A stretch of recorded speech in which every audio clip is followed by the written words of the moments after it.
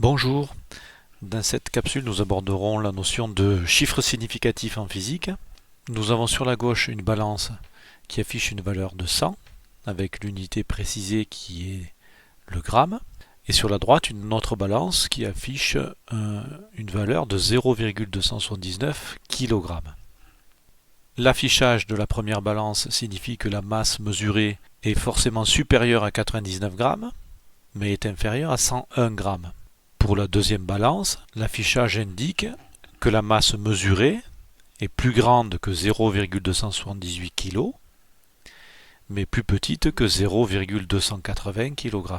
Si on convertit le résultat affiché en grammes pour la première balance en kilogrammes, on pourrait écrire que la masse affichée est de 0,1 kg. Si on fait de même pour la deuxième balance, la masse affichée de 0,279 kg converti en grammes donne 279 grammes. Mais il y a une erreur. Ce que j'ai affirmé précédemment est totalement faux. 100 grammes en physique, ça n'est pas la même chose que 0,1 kg. Par contre, je confirme que 0,279 kg, c'est bien la même chose que 279 grammes.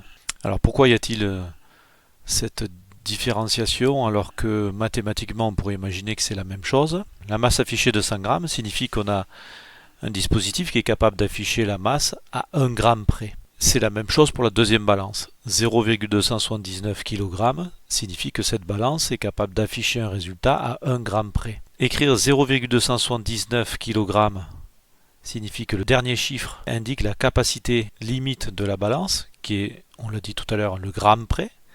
C'est la même chose avec un résultat de 279 grammes. Le dernier chiffre indique bien que ma balance donne un résultat affiché à 1 gramme près. Un affichage de 1,00 g, donc de 100 grammes, indique que la balance affiche une masse à 1 gramme près. 0,1 kg ne signifie pas du tout la même chose. 0,1 g, ça signifie que la balance est capable d'afficher une masse à 100 grammes près. Donc le résultat à noter, le résultat équivalent à noter, ça n'est pas 0,1 kg, mais 0,100 kg. Alors on voit apparaître du coup une notion de chiffres significatifs, donc des chiffres sont significatifs, d'autres ne le sont pas. On voit ici 1, 0, 0, les trois chiffres sont significatifs, et dans l'indication m affiché égale 0,100 kg, on a encore les trois chiffres significatifs, 1, 0, 0. Le 0 à gauche n'est pas significatif, puisque les deux indications, 100 g ou 0,100, sont identiques. Il y a autant de chiffres significatifs dans l'un que dans l'autre. Pour l'afficheur de droite, 0,279 kg, le chiffre de gauche n'est pas significatif. La preuve, on peut écrire la même masse en grammes et il n'y a plus ce 0 à gauche. On retrouve trois chiffres significatifs. C'est bien les trois chiffres significatifs de la masse affichée en kilogrammes.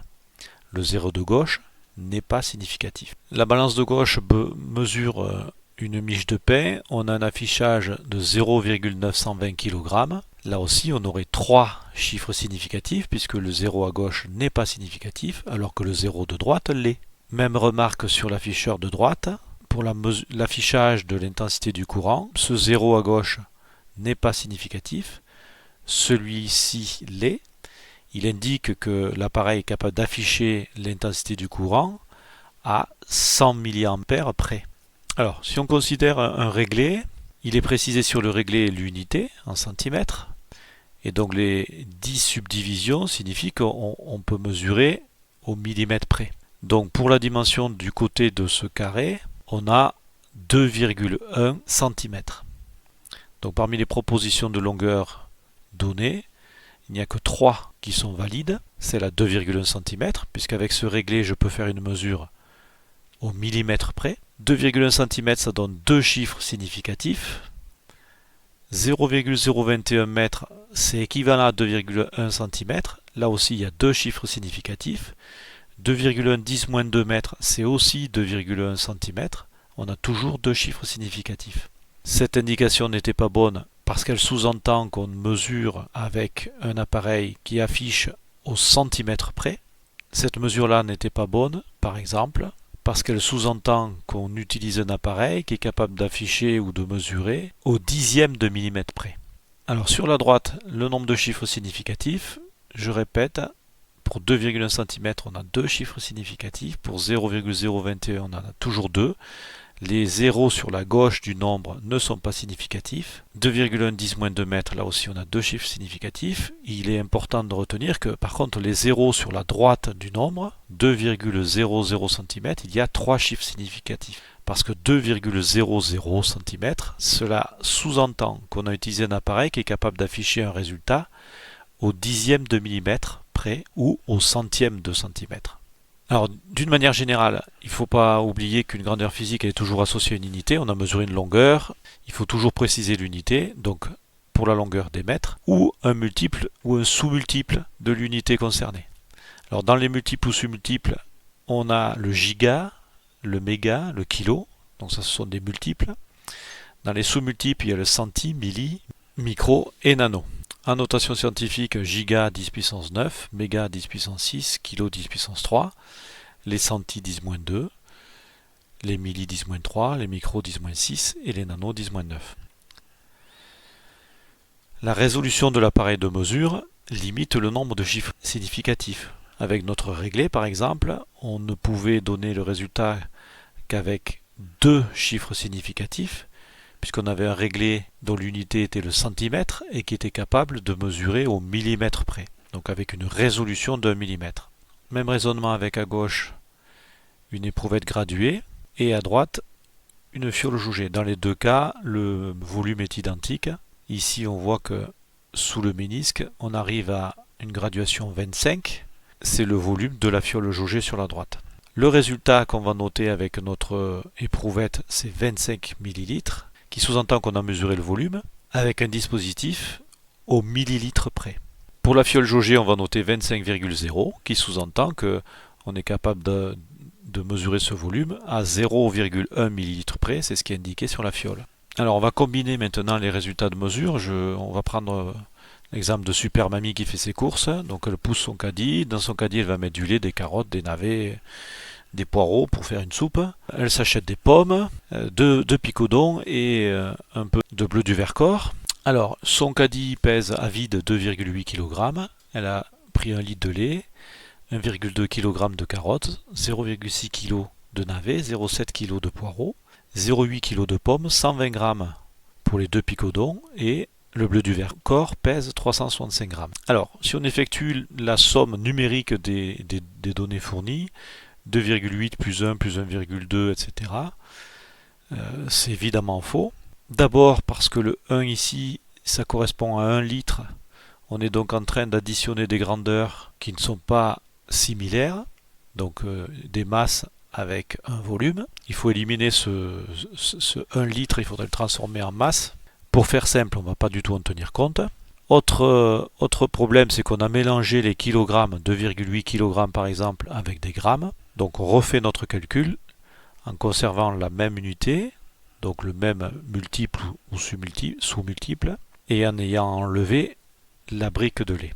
Si on effectue la somme à la calculatrice, on va trouver une masse totale que doit pousser Super Mamie de 6,585 kg.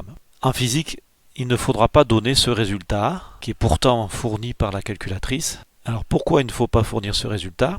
Parce que les données qui ont été fournies, le 2,8 kg pour le caddie, signifie qu'on a mesuré la masse du caddie avec une balance qui affiche un résultat à 100 g près. C'est la même chose pour les carottes, les navets, les poireaux et les pommes.